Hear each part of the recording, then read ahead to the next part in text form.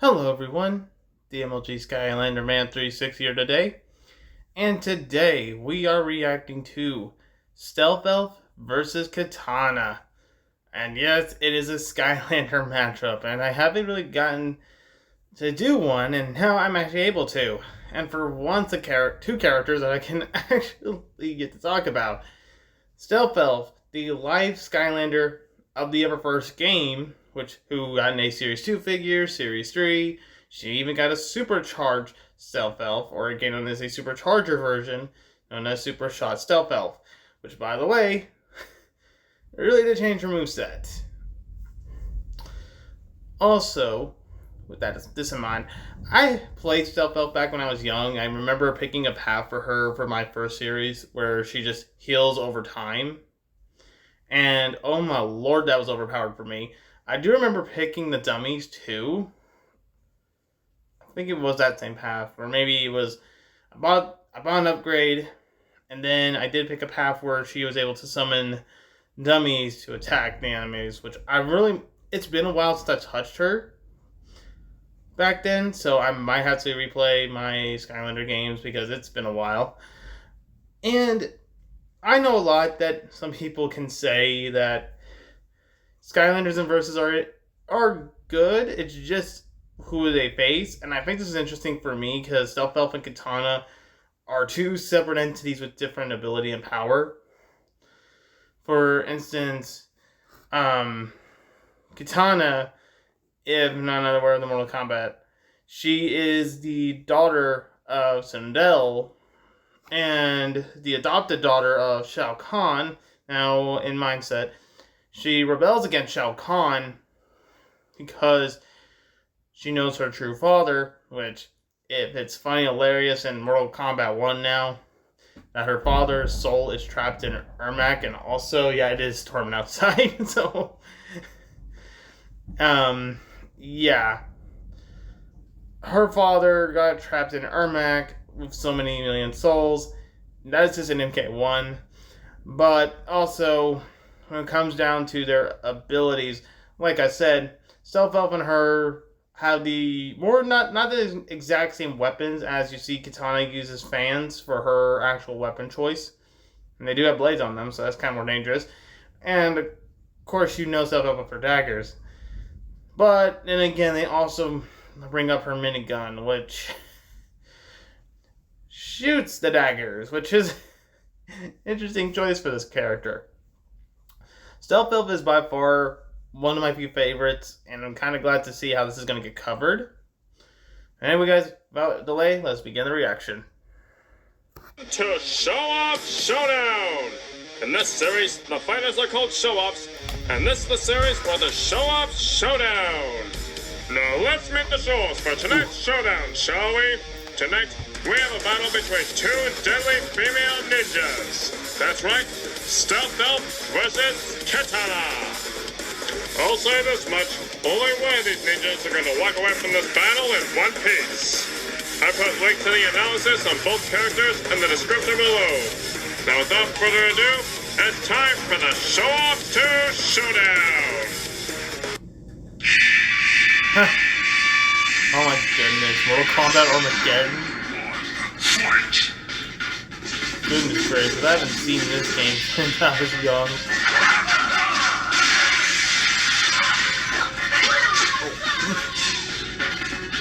I like the weapon choice they gave for Stealth Elf.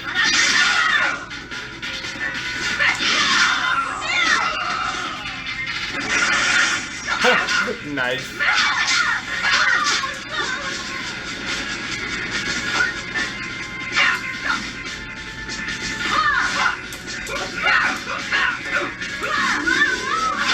Oh.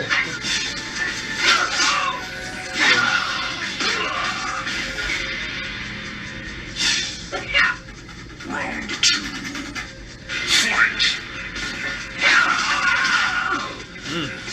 Fight!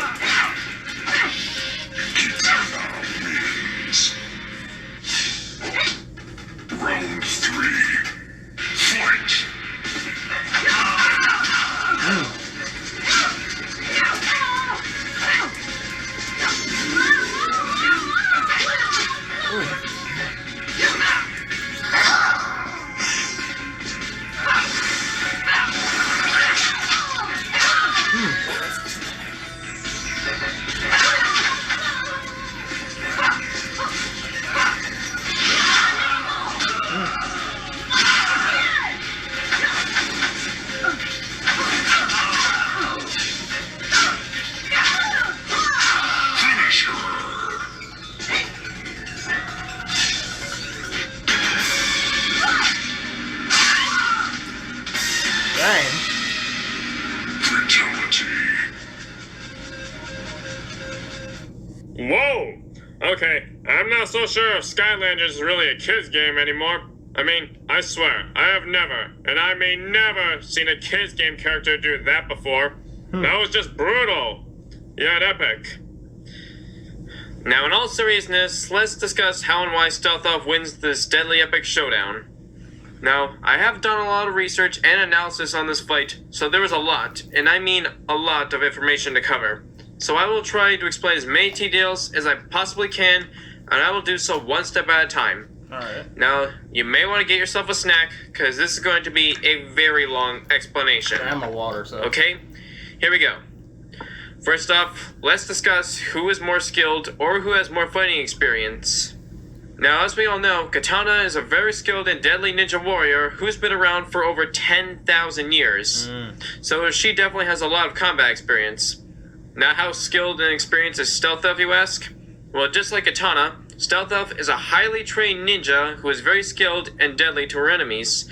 Now, believe it or not, the Skylanders have been around for over 10,000 years. I can prove it by showing you this screenshot from the beginning of the first level in Skylanders Giants. Oh, Now, yeah. Kitana and Stealth I forgot Elf about that. both have fighting moves and attacks that revolve around slashing and cutting their foes to pieces with deadly razor-sharp blades, and delivering fast, devastating kicks. With all that gathered up, I think it's safe to say that when it comes to fighting skill and experience, Kitana and Stealth Elf are pretty much equal. Literally, these two ninjas are neck and neck. Now that we've covered how skilled and experienced they are, let's discuss some other categories, shall we? Now, when it comes to their basic choice of weapons, I think Kitana may have a slight advantage. Kitana's basic weaponry are her fans, which are made of metal and are very sharp, while Stealth Elf's basic weapons, or starter weapons, are her daggers, which are made from dragon fangs, which is technically just bone. While Stealth Elf's daggers are also very sharp, I think it's safe to say that Kitana's fans could cut through Stealth Elf's daggers as easily as they cut through bones. Now, Kitana may have superior basic weaponry, but there's kind of a downside to that. You see, Kitana uses those fans a lot to the point where they are the strongest things in her arsenal. Now, let's just say that Kitana may have a bigger arse, but Stealth Elf has a bigger arsenal. Okay, I admit it, that was uncalled for. Now, in other words, Stealth Elf has more weapons in her arsenal than just her normal daggers. She also has her Elven Sunblades, which are basically upgraded daggers that have double-sided blades and do even more damage. She also has her Golden Ninja Blades that look kind of like the Batleth from Star Trek. I think those would definitely be able to match Kitana's fins. And you know what they say, never bring a knife to a gunfight. In other words, Stealth Elf has a machine gun that shoots daggers. That's right, you heard me.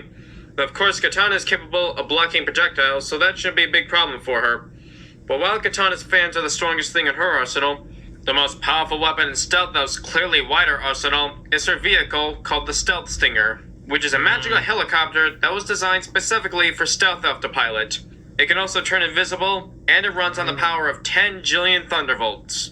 Now, you're probably thinking that jillion isn't even a real number. Well, in real life it isn't, but apparently in the Skylanders universe it is a real number. Either way, it's hard not to assume that's a lot of power. This gives Stealth Elf quite an advantage, not just because it's, well, a helicopter, but also because when Stealth Elf pilots her vehicle, she becomes supercharged, which boosts all of her powers even further, and both her and her vehicle will become even stronger and more powerful. Now, despite being human, Kitana is actually very tough. She's strong enough to shatter human bones with her bare hands, feet, knees, elbows, head, and almost any other part of her body. Yeah. But even more impressively, she's strong enough to karate chop a steel anvil in half, which takes about 90,000 pounds or 45 tons of force. Now, you're probably thinking that the anvil breaking thing is just a mini-game and any Mortal Kombat character can do it, which makes that a non-canon feat. But I'm going to discuss that later. Now, you'd think that's enough force to bring Stealth Elf down, but surprisingly it's not. Now, Stealth Elf may look skinnier than Kitana, but you shouldn't judge a book by its cover. Stealth Elf is actually incredibly durable. Believe it or not, Stealth Elf's tough elven body is durable enough to casually be struck by razor-sharp blades, bullets, bombs, missiles, fireballs, molten lava, poisons, laser beams, magic attacks, etc. She can also survive falls from great heights and recover from them almost instantly. Heck, she can even survive getting crushed by a giant robot. If Stealth Elf is durable enough to survive all of that, I think it's safe to say that a couple of fans should be no problem for her at all. Now, don't get the wrong idea, Stealth Elf is not invincible. There is a limit to how much damage she can take. After all, like most common game characters, she has a health bar, doesn't she? But luckily, Stealth has a lot of health, and she has a great amount of natural armor and defense, which can help her withstand attacks and reduce the damage she takes. So it's going to take a lot, and I mean a lot of force to take her down. Oh, and let's not forget that Stealth has a healing factor.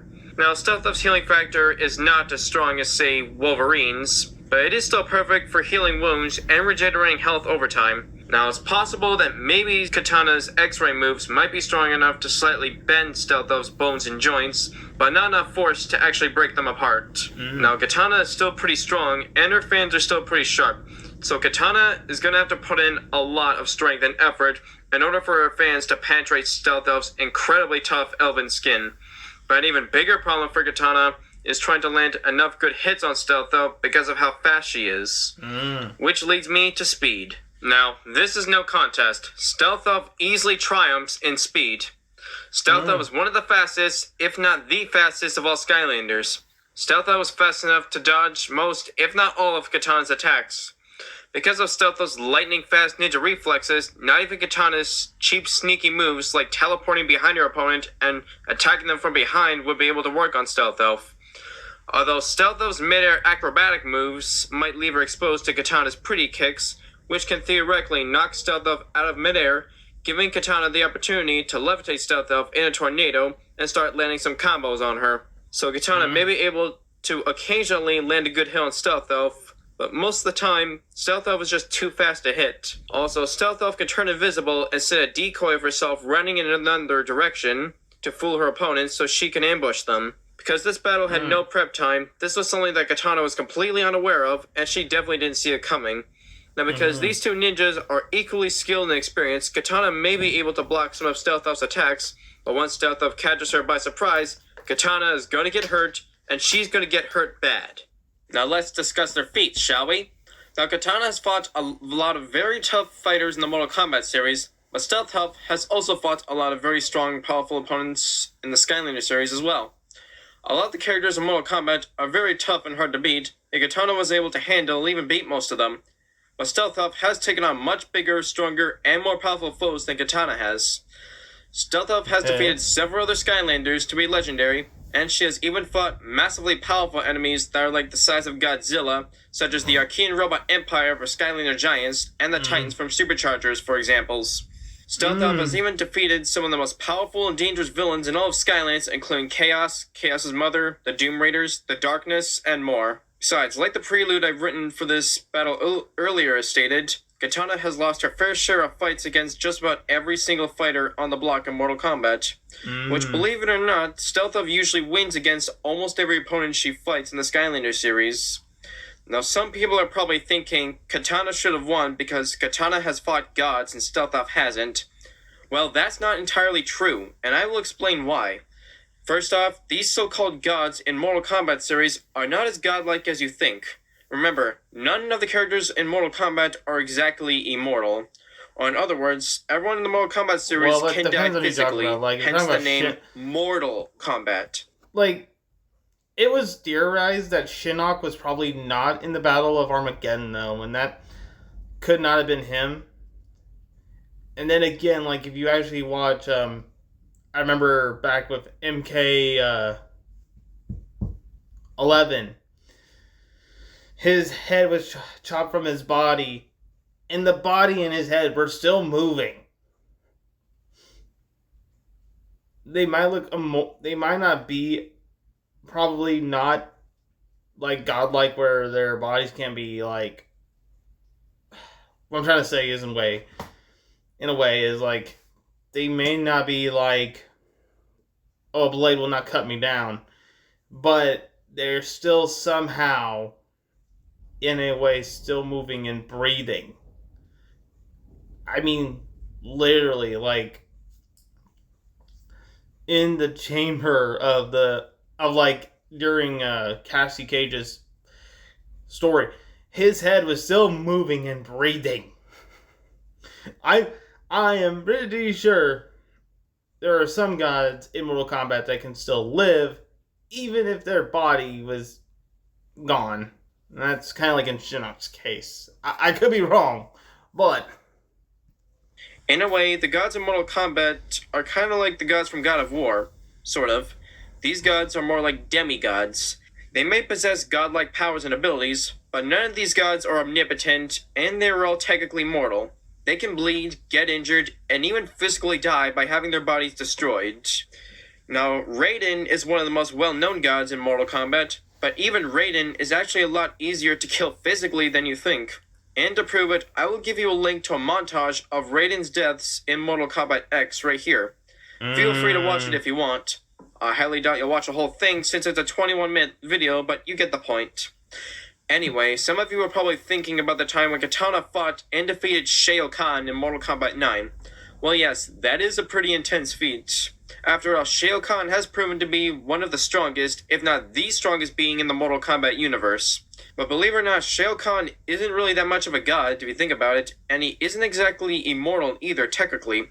He needs to constantly consume souls in order to increase both his power and his lifespan, plus his physical body can too be destroyed with enough force. In fact, Shao Kahn has actually died many, many times in the Mortal Kombat series. Now, you're probably thinking that Shao Kahn is still a much stronger and more powerful foe than anything that Stealth has faced in the Skylanders universe, right? Wrong. Believe it or not, just like Kitana, Stealth has two fought godlike beings. In fact, the foes that Stealth has faced might actually be even closer to actual gods than the gods in Mortal Kombat. Here, allow me to explain. For example, in Skylanders Trap Team, the notorious villain known as Chaos harnessed the power of magical crystals known as Traptanium.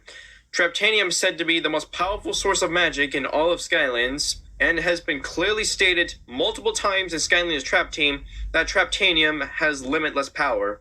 So, when Chaos absorbed the power of Traptanium, he became Traptanium Chaos, and he pretty much gained potentially limitless and godlike power.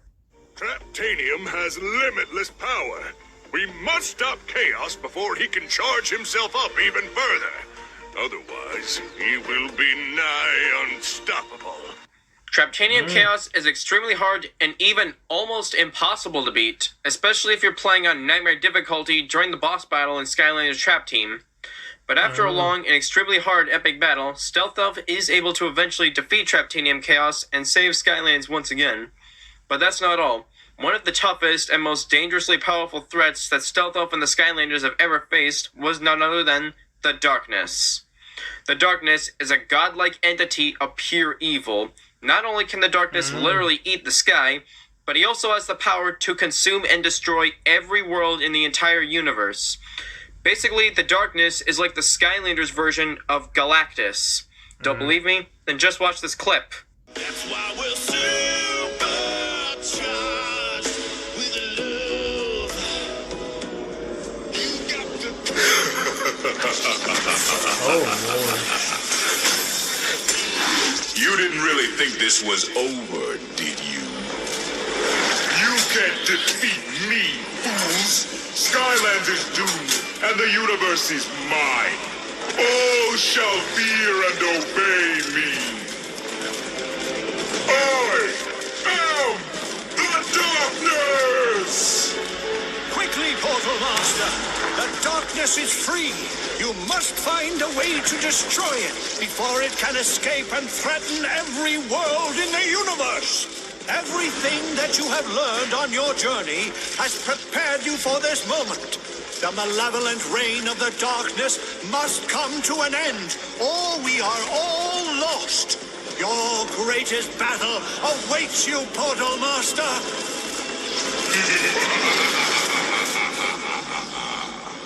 So yeah, but before the Darkness could destroy all of Skylands and then attempt to rule every world in the universe, Stealth piloted a supercharged vehicle and used it to bring down and destroy the Darkness once and for all.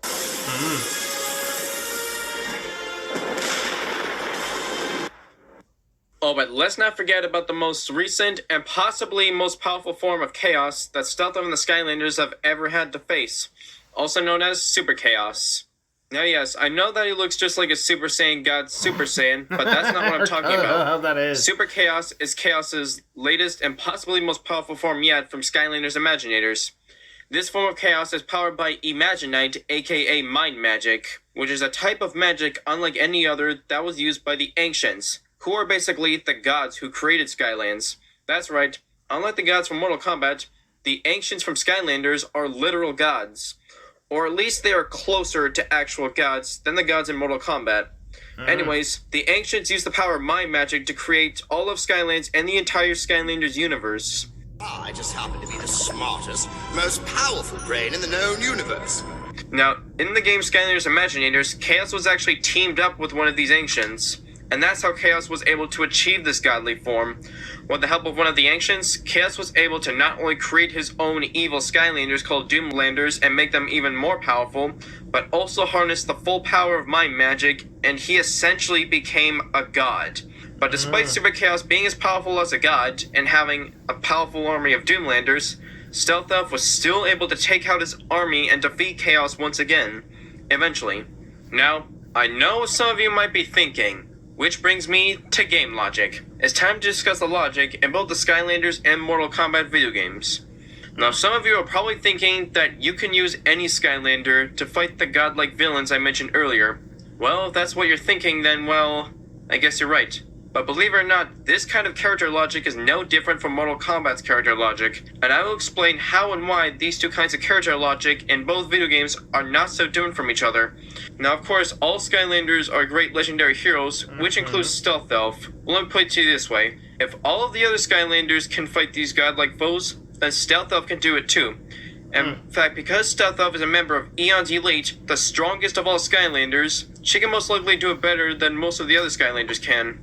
Here's an example. If any of you have the game Skylanders Trap Team, then try fighting Traptanium Chaos in the boss battle on the last level in the game on Nightmare difficulty, and while you're doing that, first try using any regular Skylander you have, and after the Skylander you use gets quickly defeated by Chaos, try using Eon's Elite Stealth Elf, assuming you own her figure, and then you will see how much easier it is to fight and eventually defeat Chaos with an Elite Skylander like Stealth Elf than it is with any regular Skylander. Anyway, yes, it's true that you can use any Skylander to fight villains such as Chaos and the Darkness, but once again, if every other Skylander can fight them, Stealth Elf can do it too. And believe it or not, this exact same kind of character logic applies to the Mortal Kombat games. You see, in Skylanders, you can choose from a selection of figures on your shelf, and once you've chosen a Skylander, you can play as that character in the game. And in Mortal Kombat, you can choose from a selection of fighters on a character selection screen, and once you've chosen a fighter, you can play as that character in the game. You can choose from any character in the Mortal Kombat games and use them to fight other characters in the game. In Mortal Kombat, anyone can fight anyone. And believe it or not, you can do that exact same thing in the Skylanders PvP battle mode in Spiral's Adventure, Giants, and SWAT Force. In both Mortal Kombat and Skylanders PvP battle mode, two players can choose a character from a selection of many different characters with different powers and abilities, and then they play as those characters and use them to fight each other in a one-on-one match until one of the player's characters beats the other.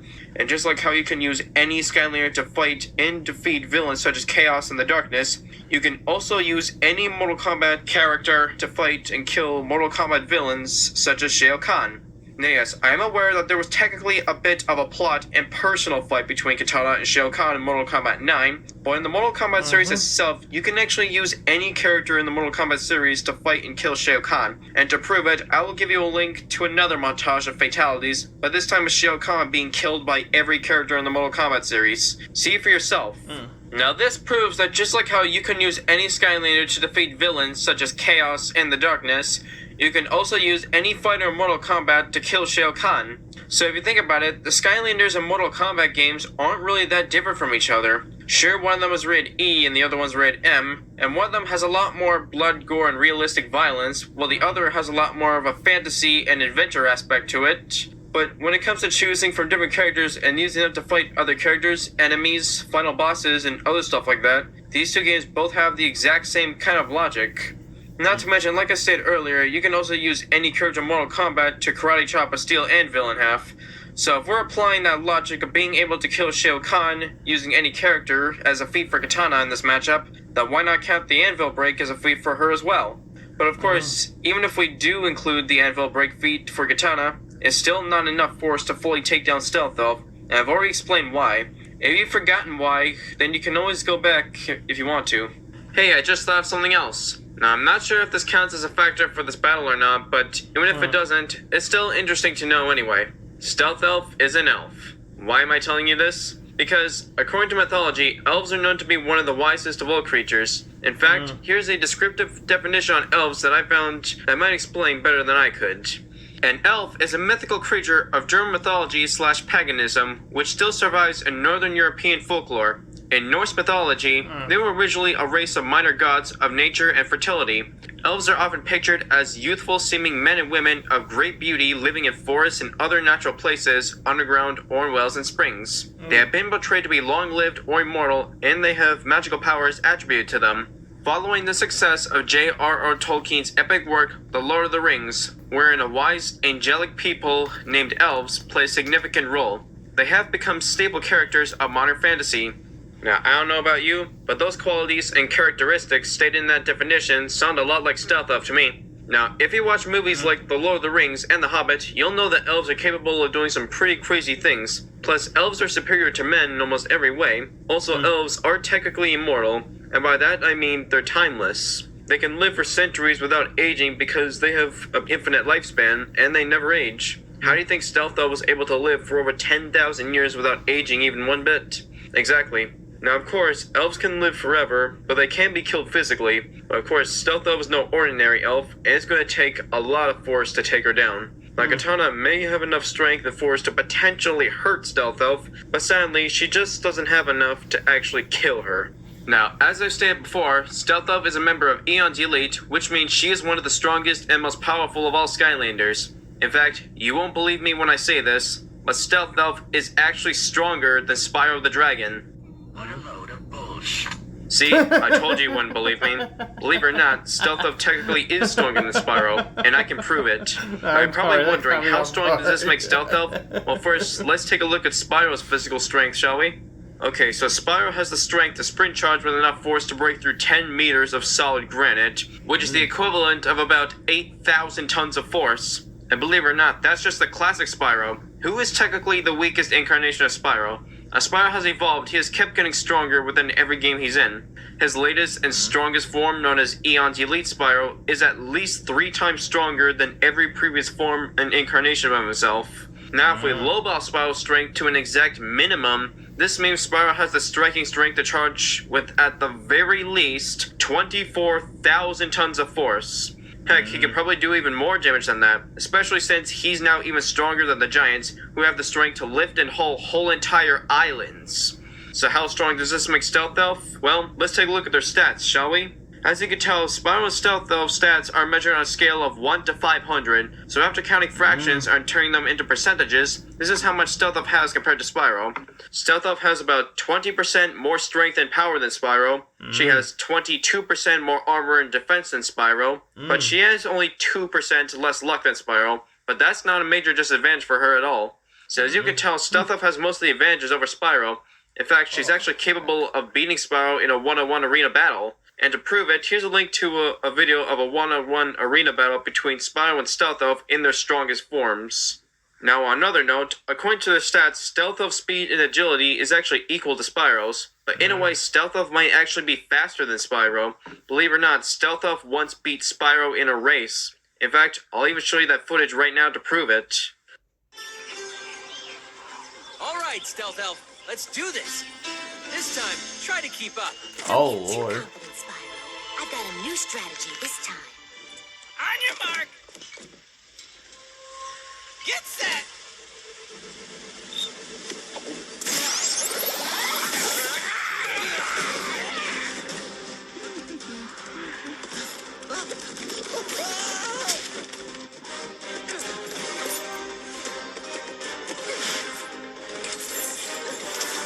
Oh, yeah.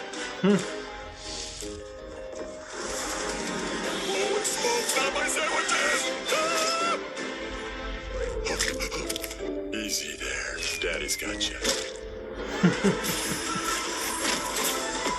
Oh, Lord. Come on, Stealth Elf. You can't win if you don't try. Who says I didn't try?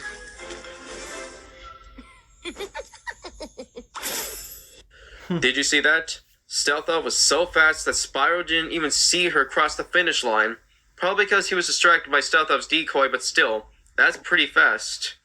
Oh, and one last thing. let's talk about animal transformation, shall we? Both ninjas have the ability to transform into animals. Kitana can shapeshift into a rabbit, and Stealth Elf can shapeshift into a tiger. Tell me, who do you think would win between a rabbit and a tiger? Exactly. This is no contest. Even if it was a killer bunny like the one from Monty Python, the tiger would still rip the bunny to shreds. Case closed. Okay, I think I've said enough already. Overall, Stealth Elf and Kitana are equally skilled and experienced, but I think it's safe to say that Stealth Elf is clearly physically superior to Kitana in every way. She has greater feats and has fought much stronger and more powerful foes than Kitana has, and she has the advantages against Kitana in almost every category, including strength, speed, agility, durability, stamina, power, arsenal, and even animal transformation. I think I've said enough. So I guess Stealth Elf just wasn't a very big fan of Kitana. The winner of this battle is Stealth Elf. By the way, if you're a Mortal Kombat fan who wants to see Kitana win, then here's a link to an alternate ending. Then hopefully, everyone will be happy.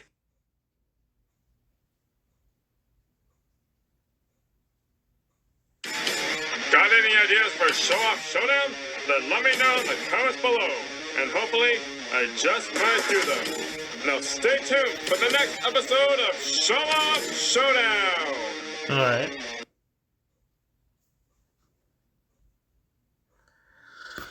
Well, alrighty.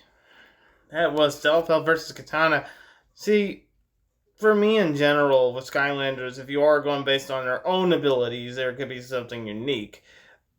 And I'll be honest, the one thing I really wish that some people do bring up is the fact there is a book for the Skylanders where you actually learn their stories, and it really gets me to wanting to bring those books out once in a while. I might even show one probably when there's a character specifically in that book. But with that, I will see y'all in the next one. Later.